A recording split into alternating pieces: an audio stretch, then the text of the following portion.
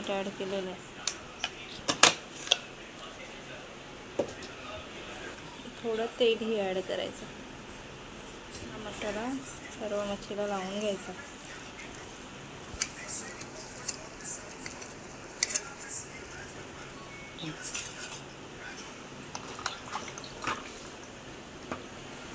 दोन चम्मच तेल. एकाने जरासं. हां, एकाने जरासं चम्मच तेल. तेल तापलंय, आता आपण मासे सोडूया.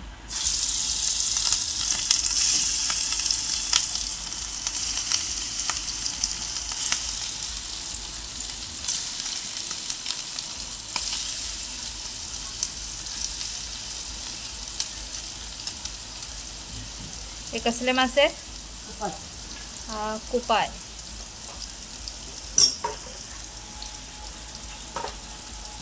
देतोय.